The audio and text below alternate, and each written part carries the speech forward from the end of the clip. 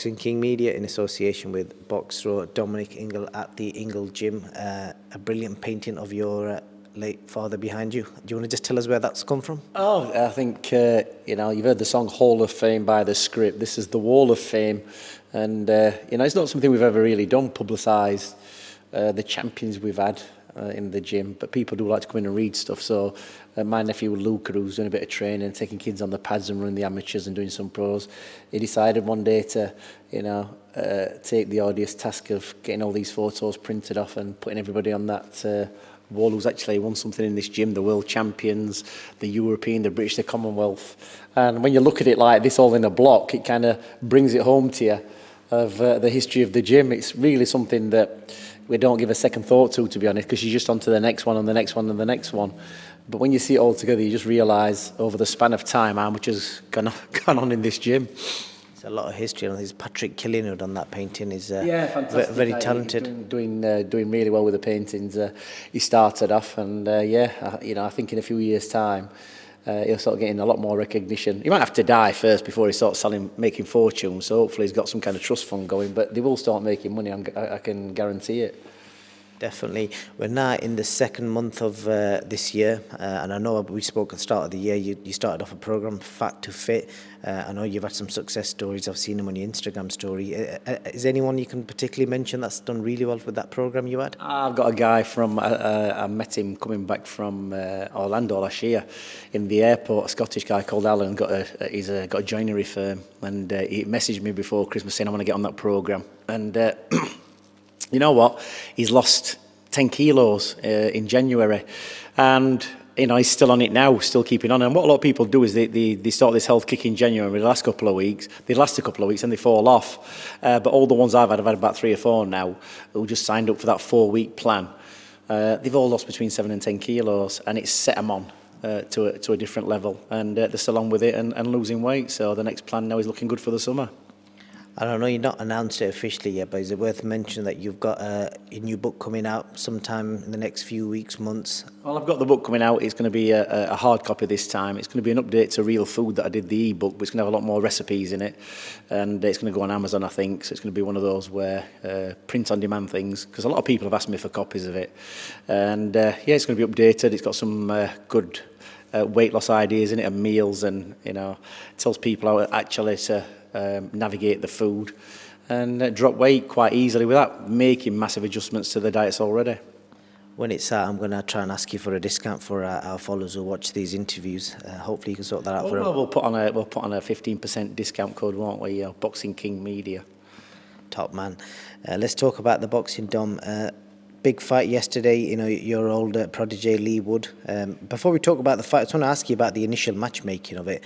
There was a lot of controversy and a lot of opinion about whether Lee should have fought him or not. It is worth mentioning that it was a voluntary defence. Lee could have fought Warrington, could have waited out for anybody else, but he chose to fight Maurizio Lara. And Benn and Lee, his trainer, both said that this was basically an easier fight because he makes a lot of mistakes. So just talk to me initially about the matchmaking and the decision to face Maurizio Lara.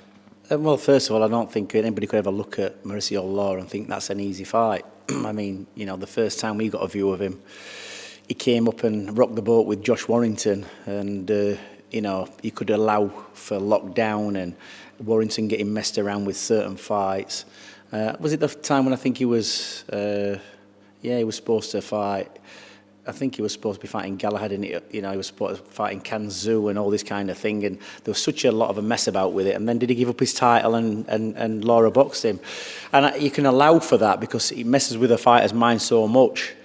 And I could imagine Josh Warrington going into that fight. I was thinking, what the heck's going on here? I sell out arenas. I should have had this fight. I was promised that fight by Eddie. It's all fell through. And he probably, not making excuses for Josh Warrington, because looking back, his head was probably up his arse going into that fight, and it reflected in the fight. The second fight, I was there, and it could have been a different story. But the first time, he kind of got caught cold by somebody he didn't know about. I don't think anybody gave Lara a chance in that fight. So if he's coming into UK and blasting Warrington, I don't think you can ever think to yourself, no matter what, this is an easy fight. And I do have to question, you think, well, why did Lee Wood take that fight? Fair play for taking it, because fight fans want to see a good fight. But when I look back to the days of, the the champions we had in the past. When Frank Warren had champions like that, he kept them winning, giving them, you know, the voluntaries when they needed the voluntaries, and only put them in the dangerous fights when they had to fight the mandatories. That's how I would think anybody would do it, protecting your investment. So it does. The mind does boggle why, you know. I think they're both promoted by Eddie Hearn. Well, maybe they are both promoted by him, but you know, Lee Wood's the world champion, and you know, it's about Lee Wood at 34. He's not getting any younger, is he? It's like the question you've always got to ask yourself. I had to, you know, deal with this situation a long time ago when I had Junior Witter. I think Junior Witter, when he boxed Timothy Bradley, I think maybe Junior was 34 or 33. Bradley was 10 years younger. And it's a dangerous place to be, a 10-year gap between fighters. And because at 20 odd years old, you can throw caution to the wind. You can get beat and come back. You've got time, but at 33, 34, you can't. And that's the unfortunate position that Lee Wood finds himself in now. So realistically, being a, you know, if there's such thing as a conscientious promoter, you probably won't make that fight for Lee Wood. You'd let him sail off into the sunset with a couple of wins, a couple of voluntaries, decent fights in front of his hometown, and then, you know, when he's got to face a mandatory, you know, do the mandatory fight, or, you know, depending on the opponent, give it up and, you know, move to a different weight division. I do think the weight does affect Lee Wood. So the mind does boggle a little bit why that fight was made. Can we draw similar comparisons to when Kell Brook took on Triple G? Because on paper, a lot of people are questioning that fight. But I know money was probably a big motive in that. Well, we can't really compare it, can we? Because, you know, Kell Brook was moving up a weight division, 2 weight divisions, whereas Lee Wood wasn't. He was fighting the fight that he needed to. And I think it's an interview for another day. I think the fights with Kell Brook and Triple G, I don't think it was the wrong fight for Kell Brook at the time. There's lots of reasons why. You know, I think for fight fans, they might have thought, well, it was. But considering, you know, what's come out with Kell Brook in the last couple of weeks and his mental health and everything else, I think there's a reason why he took that fight. So that's another story for another day. Well, we'll definitely touch on that. So obviously we get to the fight. The fight rolls on.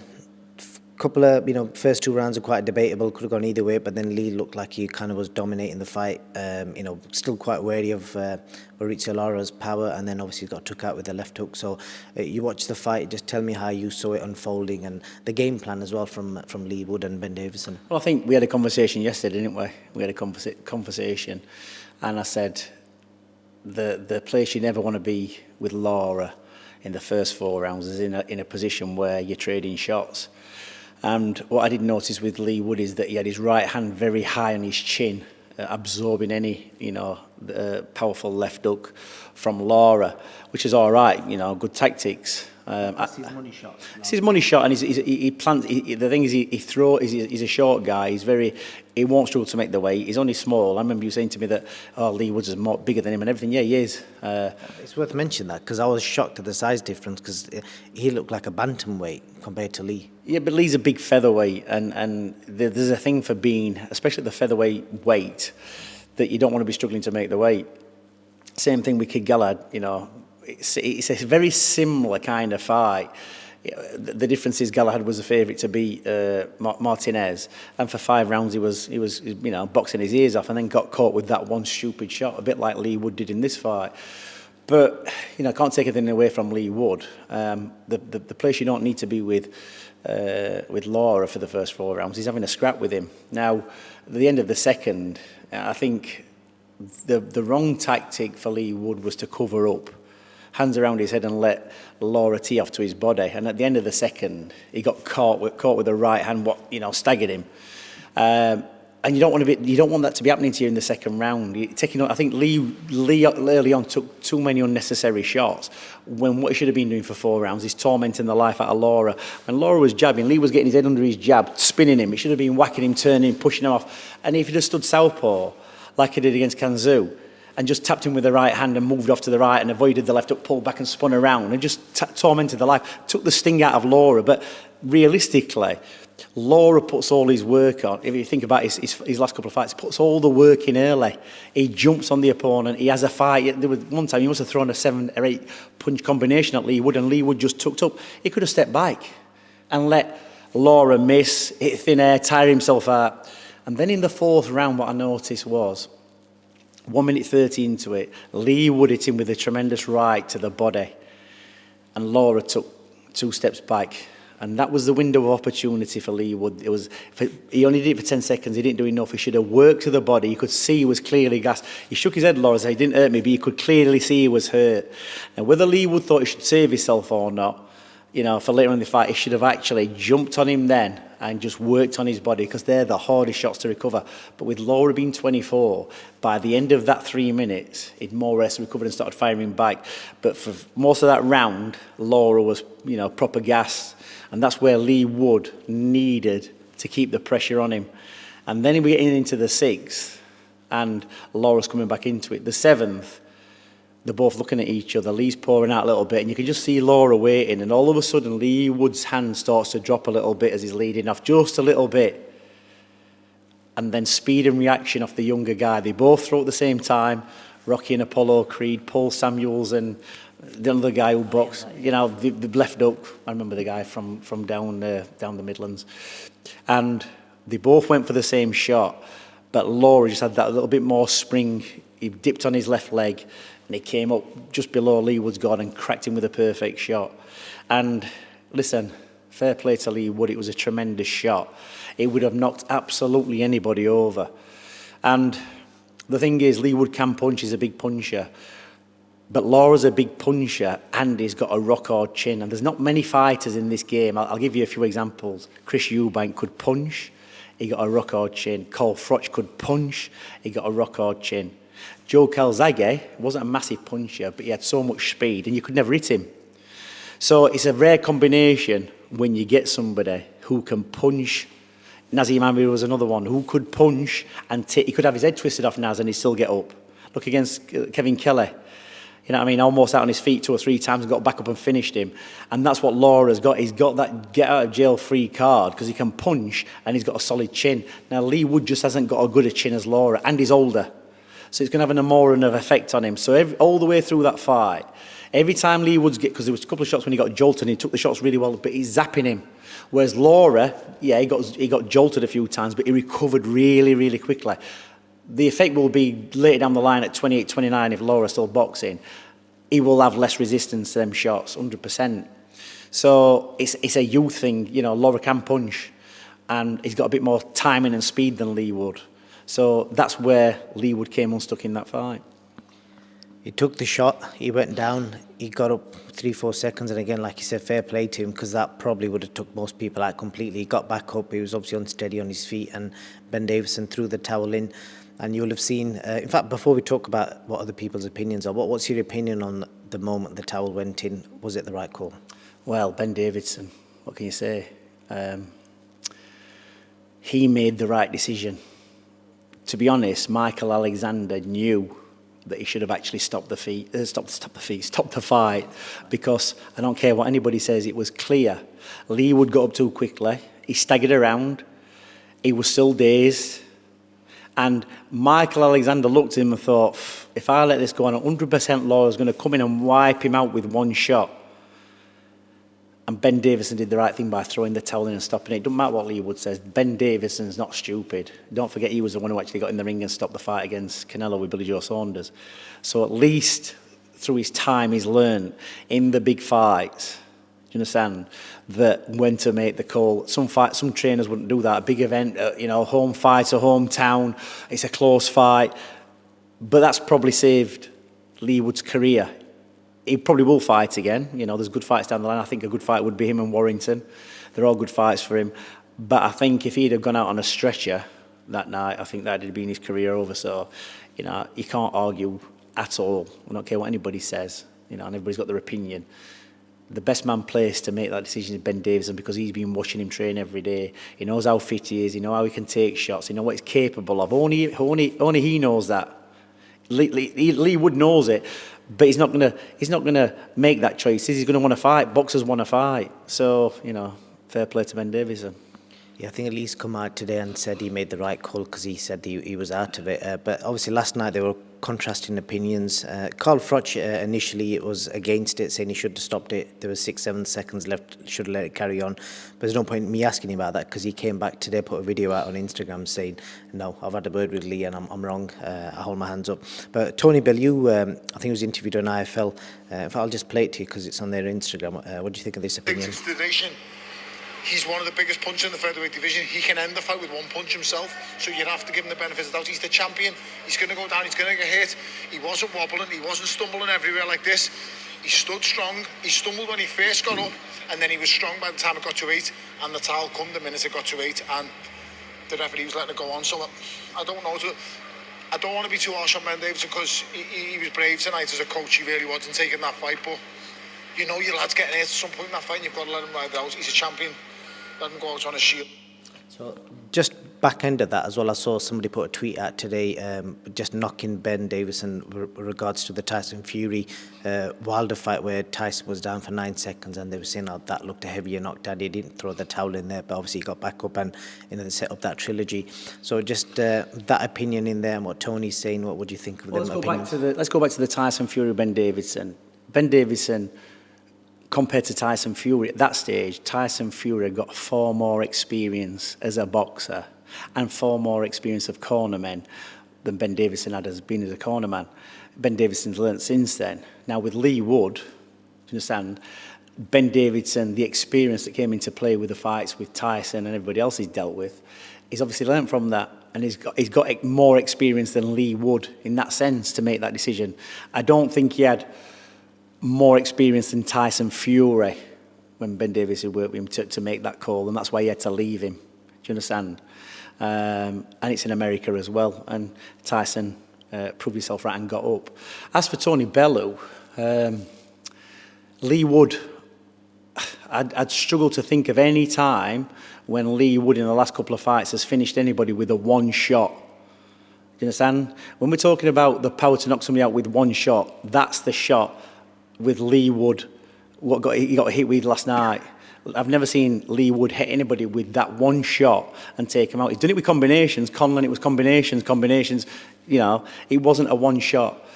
And as far as letting him go on, I think I have to go back to when Tony boxed Adonis Stevenson years ago. And, you know, Adonis Stevenson is a southpaw. Tony walked onto a perfect backhand, boom. He got up and he did have his faculties about him. Good referee as well who did that fight. And he made the decision to go on. He got hit with a low blow. He stepped across a couple of shots. And Adonis Stevens hit him one time and more or less slept him in the corner, stood up. Now that's a fellow who was quite coherent after getting knocked down. He got up, moved around for about 20 seconds. The very next proper shot finished him. Now Lee Wood wasn't as coherent as Tony Bellew was last night. Lee Wood wasn't. He was wobbling. He didn't really know where he was. So Lara was already springing, ready to go and jumping. It would have been one shot and done, asleep. So there was no way Lee Wood was going to recover from that round. Not at all. Not in any way possible. And then what followed afterwards, Josh Warrington was ringside. I don't know if you saw it, but Lara proceeded to spit at him. Did you watch that? At that point, did anybody run in with a chair and break it over Lara's back, or, you know, like the wrestling?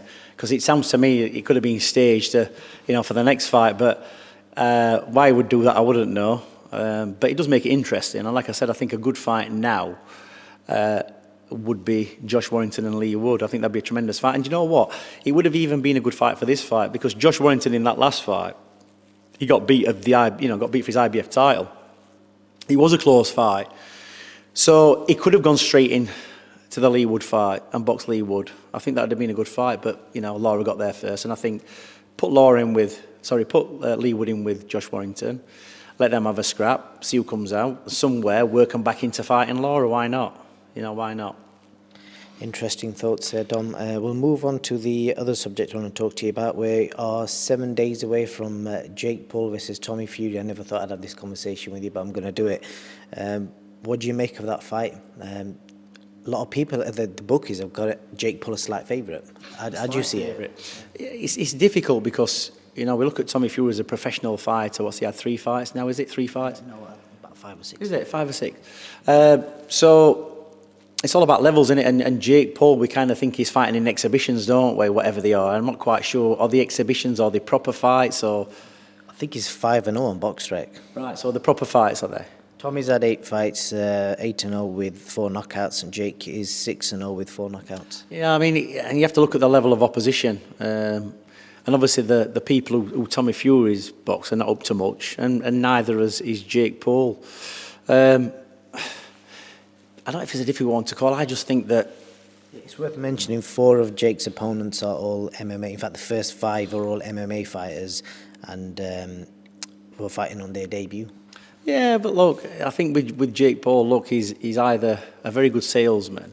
He can definitely bang. He can definitely bang it. I don't care who they are. He boxed. Was it De Silva, the old MMA fighter, whatever, who was very good in his day. And even at that age, I even still think it was a good win for Paul. He had good ring craft, didn't Yeah, very good. He's got all that experience and knowledge. You might not got the fitness, and that's where he's kind of clipped his wings a little bit. Where Jake Paul's clipped his wings a little bit and turned it to his advantage.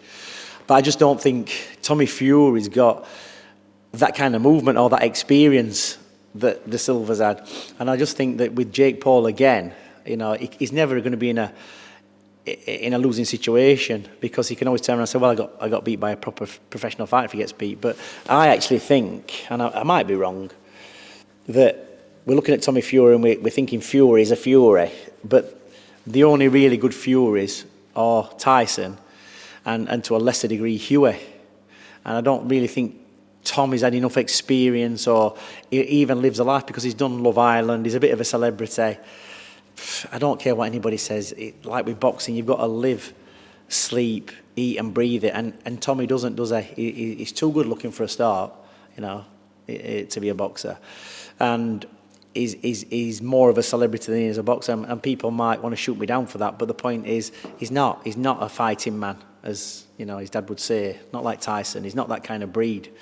So unless you're living it, breathing it, eating it, sleeping it, you can't have that kind of social media lifestyle, swanning around with your missus, having your photo taken, and be serious about boxing. You can't be.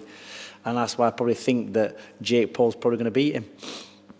Interesting shout, that. What do you make of the WBC are willing to put the winner of that fight in the top 40 of their rankings? Well, is that like... That's as good as being top 50, top 60, top 70. What's it matter? It's like, realistically, you've got to be top 15 to be in the chance for a world title fight. And you've got to be like top 20 to be even relevant. So don't even matter, does it? Top 20. Top 40. Could it be down to percentages? Like, say, for example, wherever that fight purse is between them, the WBC will be getting a set amount, or whatever that fight purse is. Is that why they do stuff like that? The WBC only gets sanction fees for title fights. Is that a title fight? Are they going to make it up for the YouTube, silver disc or gold disc or platinum disc? What are they going to do? Are the WBC going to make up a belt so they can, put a sanctioning fee on it? It's not been announced yet, but we're still 7 days away, so anything's possible. But yeah, may the best man win. It'd be a very interesting event, because the Saudis have paid a massive sight if you do stage that fight. Yeah, well, I don't think it'll last long, but we'll see.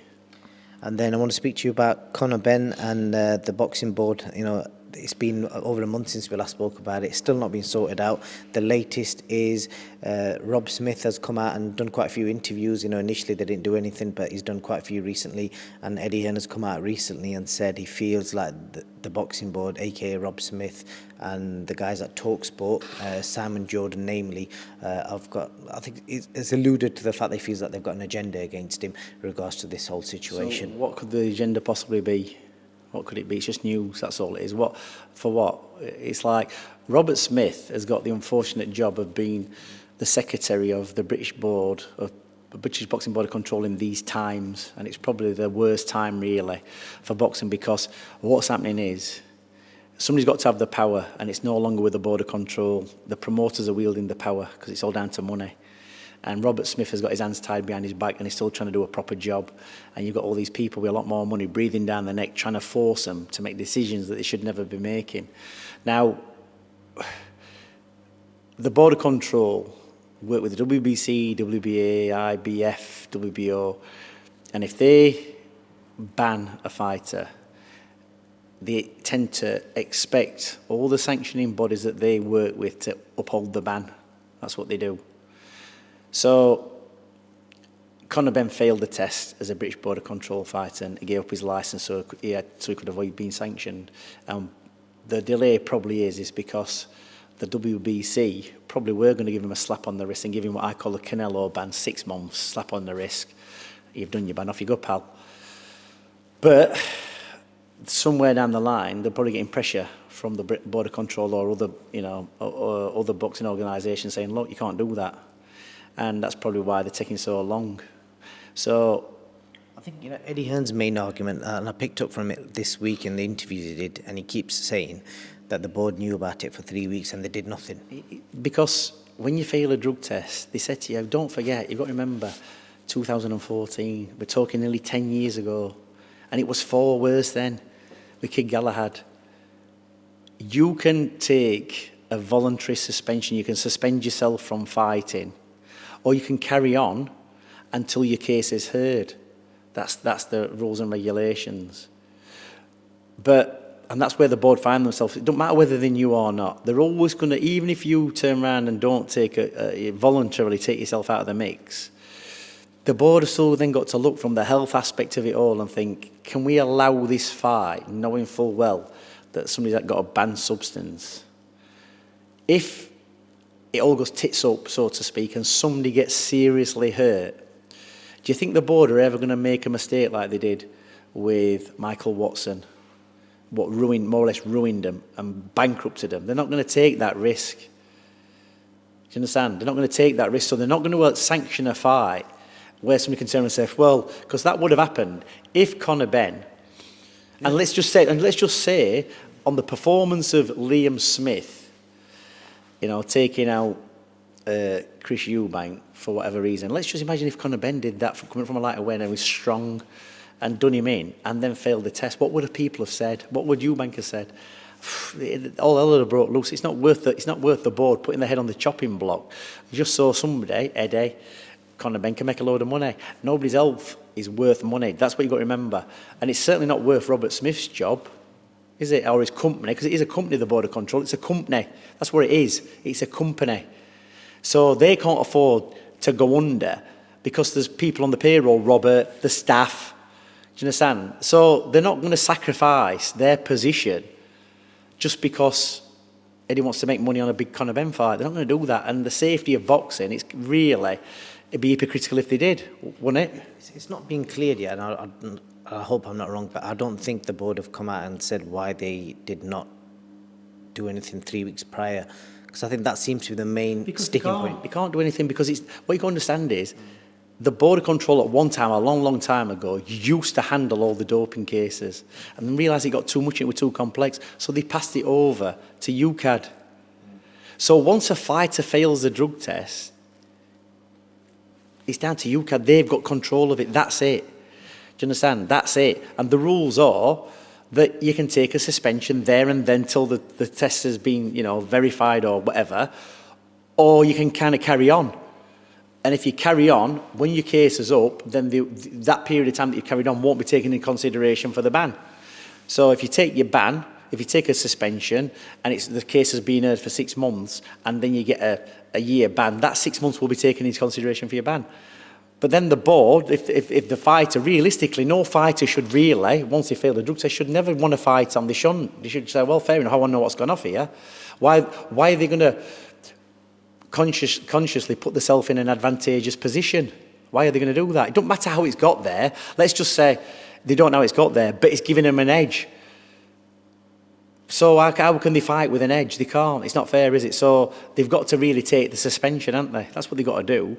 So realistically, it was never really in doubt, that he should have been allowed to fight. No, he should have said straight away. He should have said himself. Eddie should have said himself, no, we're not going to fight until this has been cleared up. It really shouldn't have even been left to the board. But if push comes to shove, the board aren't going to put their head on, like I said before, they're not going to put their head on the chopping block. They're not going to do it. Fair play. And the last subject I want to talk to you about, obviously Conor Benn's name was mentioned in a comeback fight with Kell Brook. Before we talk about any potential fights with Kell Brook, I just want to touch on, and we've not spoken since, obviously the video that came out in the newspaper of Kell, and then obviously Kell's come out and did a post online, basically admitting that he made a mistake, he took drugs, etc. And I hope he's getting the right help. Just your initial reaction to seeing that video.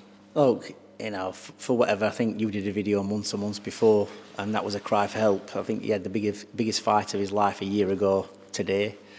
And I think the realisation of, he's never going to box again, because that was the goal, never to box again after that.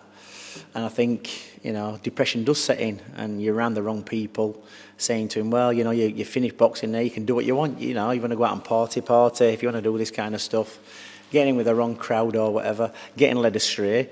Just stupid what he did, but, I think he's learned from that. I think he's over in Forteventura now training. He's been there for a couple of weeks, getting himself back on track. And I did have a conversation with him after he boxed Amir Khan and said, look, use this as a platform to get yourself right, get yourself fit, get in the gym, now they train people, give talks, do something constructive to do with boxing. Work with young kids, give yourself some direction in life, because you're going to have a big void. And I'm not saying it's right, it's not right, but you just hear this with so many people. They're looking for an answer somewhere, whether it's alcohol, drugs, women, whatever. They're looking for something else. And you know what? There's nothing else there. You are what you are. Hopefully that's behind him. He's getting the help. To be honest, I haven't been in touch with him. I just sent him a message. And he's took himself away and trying to get himself right. And that's all you can do, really. Yeah, I think what you just said there kind of summed it up, because I spoke to him a month before that video came out, and then he did speak to me on a bit of a personal level. Obviously, I've known him for a good 10 plus years, not in that interviewing capacity, but I think he kind of opened up a bit that day, and luckily the fans got to see, and it changed public opinion, because people were saying all sorts online. But I think after that video, I think a lot of people kind of wind their necks back in. I think, the thing with Kell Brook is that one of the good things about VODA is that on the clean boxing programme, you tested for recreational drugs on a regular basis. He's been on that VODA programme, probably from boxing Golovkin. So when VODA turn up, and with Kell, he must have been one of the most tested athletes ever. They were never out of this place, chasing him down. So, he has maybe got to the end of his career and thought, well, I'm under no, I'm not getting scrutinised from anybody anymore. I'll do what I want. You just don't know what's through the mind. Sometimes you get a bit reckless, don't they? He's to be a boxer, you've got to be a bit crazy. That going in there and punching somebody in the head, it's like, you wouldn't do it. I wouldn't do it. And people expect them to be normal. They're not normal characters, boxers. They're not. They're entertaining. They're animals. They're like gladiators. So nothing what boxers do surprises me. It's like, well, that's what they're like. They're nut jobs, aren't they, really? But, there are nut jobs and they're entertaining. You said it. And then yesterday, Sean Gibbons, who's also the manager of Maurizio Lara, he's also the manager stroke advisor for Manny Pacquiao, and he did a couple of interviews in the last couple of days, and basically they were asking him about Manny Pacquiao versus Conor Benn, and he's basically said, we're not interested in that. They want Kell Brook. So any talks, is anything going on behind the scenes? You know what, I've probably spoke to Kell maybe 5 or 6 times since he boxed. Amir Khan has been in here, I've trained a few times. I don't really talk to him in between fights, he does his own thing. And maybe he's talking to Eddie, but I'm not sure it'd be a good idea for Kell to box again. I don't think he needs to box again. And Manny Pacquiao, what is he, 44, 45? It's like, it's just another money-making scheme, innit? They've both got enough money. Kell's got enough money, Manny Pacquiao's got enough money. So who needs the money? Maybe this fella needs the money, Manny Pacquiao's advisor, maybe Eddie needs it, but realistically, I think Kell's going to be 37 this year. It's like, why do you need to be getting punched around the head at 37? What have you got to prove? And beating him, beating Manny Pacquiao, and I think Kell probably would beat him, because I don't care what anybody says. Look, Manny Pacquiao's had a lot of hard fights, and you look at his performances when he was 35 compared to his recent. He's not the fighter he was. He can't be. He worked on speed and power, and that's all gone. So yeah, maybe the same for Kell Brook, but Kell Brook's 37. That's 8 years difference. He's probably still got more. He's probably at this point got more in the tank than Pacquiao, but. A bit like Bernard Hopkins at 40 years old being a world champion, then at 50 he got done in by Joe Smith Jr., didn't he? Yeah, you know what I mean? You shouldn't be boxing at 50. It's too old an age. So realistically, it's really, Kell shouldn't be having a fight with Manny Pacquiao. And Manny Pacquiao wants to pack it in and call it a day. You know what I mean? It's like, it's not the age to be boxing at 45, is it? The fights he's had, the weight divisions he's been through, the headshots he's had, you know, falling flat on his face against Marquez that time. It's like, it's all going to add up. Like I keep saying, I think my dad's favourite phrase were they'll be blowing bubbles at the end of the career, and they will be. And it's not what you want to be. What's the point of earning all that money and being, you know, especially in Philippines where Manny Pacquiao's from, hailed as a, you know, the top man. Why? What does he need to prove? You know what I mean? He's going to end up in a wheelchair, you know, being fed with a pipe up his nose. That's what'll happen to him if they carry on doing that kind of stuff. We had a doubt. See, I don't know what the reasons are why Manny wants to continue fighting, but I do know a few years ago he did come out and say that he had a massive gambling problem, lost a lot of the money that he earned. So I don't know if that's still an issue or if he's still recovering from the money he's lost over the years, but yeah. Well, spend the time treating the addiction. And boxing's going to solve that, is it? Having another fight, to pay off debts. If he's got to pay off gambling debts and has to have another fight to pay off gambling debts, well, what were the point of what he's done? What were the point? You know what I mean? You're earning that money. You're taking it. The only gambling you need to do as a boxer is to get in the ring. That's the gamble, and that's a calculated gamble. So why would you need to gamble anything else when you've got loads of money? Why would you need to take any other kind of gamble when you know going in there, if you're a good boxer, especially Manny Pacquiao's level, you've got a 99.9% chance of winning, so that's a good guaranteed win. But why go and play cards or machines or why? I know it's people can't help it, but you know, where's the people around him saying don't do this? Thank you very much, Dom. I've got one very last question for you, so you can give a short answer on it. Your old protege, Tyan Booth, also known as Top T, cult leader in the boxing world, he's planning a comeback and he wants to fight in the Misfits. Would you ever take any interest in training Tyan for a comeback on Misfits? I can't train him, but I would probably delegate that to my nephew, Luca. Let him train him. He's a big fan as well, I hear. Oh yeah, of course he does. He has to come and update me. I mean, I never thought I'd get to the stage when my nephews are coming in and saying, have you seen this fight? Have you heard this fight? I'm going, no, I have no idea. Like, have you seen this on YouTube? No, I don't know. And it's like when I say to my parents, have you heard of this? And they're like, no, I've never heard of them. So obviously I'm getting to that age, aren't I? But yeah, listen, Tyan's probably still capable, you know, of beating most of them. It's just whether you can get yourself motivated to train. But like I say, sometimes somebody will phone me up and say, I've just been past gym, it's 11 o'clock, all the lights are on. And I'll come over and Tyan will be in this in gym with lights on, smashing bags because he's got his own key. I don't know how he manages to get them because I keep changing locks. But there's various people who've got them. I think he's phoning up, saying, have you got a key for the gym? I need to go and train, and they give him a key. But it's not an issue. Look, he boxed great when he boxed for us, behaved himself, and like I say, he seems to be ruffling feathers in the boxing world, especially with Coogan and Eddie and whatever. So, you know, remember, stay safe. Be safe, I think. Be safe. I got it wrong. Dominic Ingle, thank you.